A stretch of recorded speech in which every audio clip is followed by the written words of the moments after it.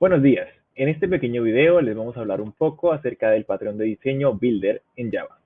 Nuestro grupo está conformado por María Camila Gómez Hernández y mi persona, Kevin Cohen Solano. Primero que nada, vamos a contarles un poco de qué es el patrón de diseño Builder. Bueno, primordialmente es un patrón de diseño creacional que permite crear objetos complejos paso a paso. Básicamente lo que estoy tratando de decir aquí es que cuando vamos a crear un objeto, muchas veces nosotros tenemos que colocar como una especie de constructor súper complejo o crear subclases diferentes con el sentido de que podamos abarcar esto, diferentes posibilidades que puede tener un objeto y diferentes, eh, por así decirlo, diseños que tiene cada objeto. Entonces el patrón Builder lo que hace es permitirnos como construir muchos tipos de objetos reduciendo la cantidad de código. Entonces, vamos a hacer un pequeño ejemplo hablando de una casa. Entonces, cuando hacemos una casa, pues podemos tener una casa sencilla, podemos tener una casa con un garaje, una casa con piscina, una casa con patio, un montón de cosas puede tener una casa. Entonces, pues inicialmente todas las casas pues van a necesitar, yo qué sé, 4 paredes, un techo, una puerta, unas ventanas y pues ya, hasta ahí. Pero digamos, si yo le quiero poner, por ejemplo, un garaje, le quiero poner, por ejemplo, un patio, pues entonces me va a tocar como bien sea hacer diferentes cosas en el código que se van a ver reflejadas. Una solución que primeramente se le ocurre a las personas es como crear una subclase para cada configuración. ¿Sí? Pues entonces aquí podemos ver que, digamos, tenemos la clase padre que va a ser house, casa.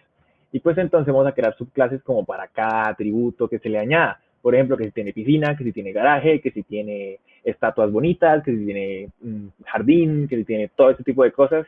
Y pues si hacemos este tipo de solución, pues a final de cuentas se crearán muchas subclases que se pueden llegar a ser enredadas a la hora de correr el código, ¿sí? Y pues también va a ser un poco difícil de leer, un poco más complejo de lo que esperaríamos. Ahora bien, otra solución es la de crear una sola clase con un constructor enorme, un constructor, una cosa con un montón de atributos que puedan como abordar absolutamente todas las posibilidades que puede tener la creación de una casa. Pero si se hace esto, a pesar de que no se creen todo el montón de subclases, pues se van a crear como unos constructores difíciles de entender, difíciles de ver, enredados, complicados, con un montón de nulls, que digamos un atributo para la casa, por ejemplo, con garaje, se va a usar una de cada 10 veces de que se genera una casa. Entonces, como que no es la solución más sencilla, ¿cierto? Entonces, aquí es donde va a entrar el patrón de diseño Builder, que básicamente lo que hace es que crea un constructor que va a ser como un constructor sencillo, con prácticamente nada, ¿sí?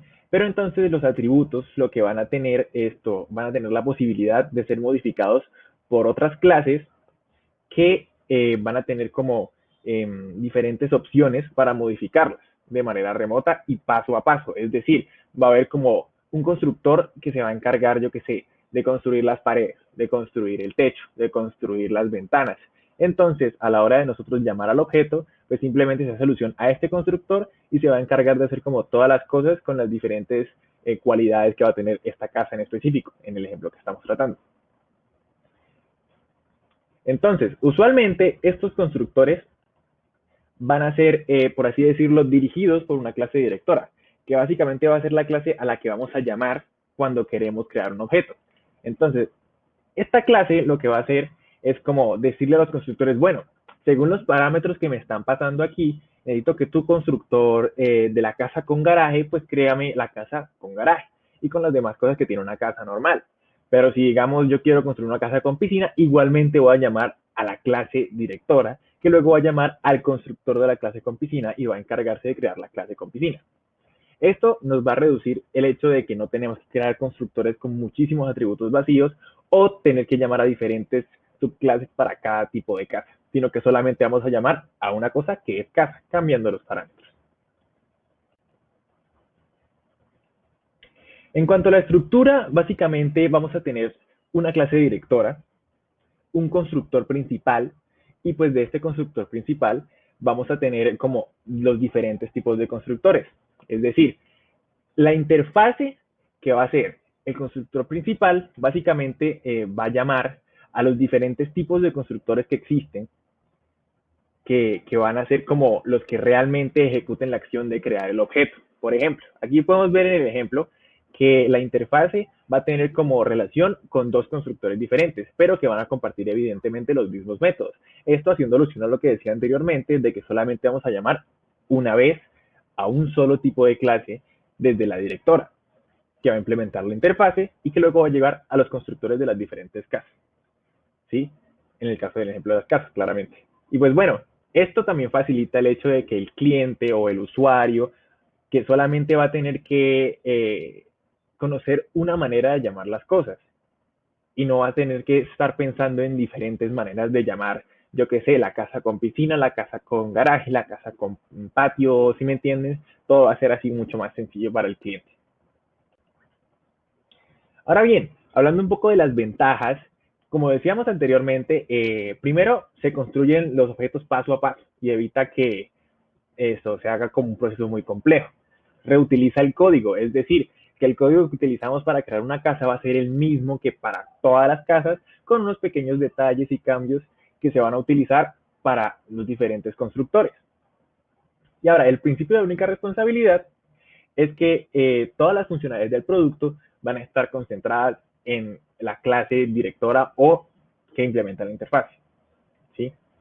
Pero a pesar de que tenemos estas grandiosas ventajas, no todo es bueno, porque si bien esto nos reduce muchos problemas que tenemos a la hora de, pues, todo esto de llamar al objeto, crear al objeto, pues igualmente la complejidad del código se va a aumentar, pues porque necesitamos la creación de clases diferentes que van a ser las que implementen los constructores, incluso de la interfaz. Todas estas cosas son como los puntos en contra de este patrón de diseño.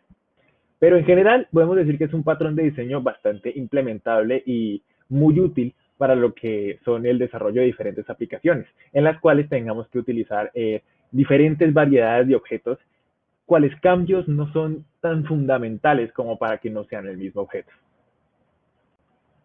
Y pues bueno, eso sería todo. Muchas gracias.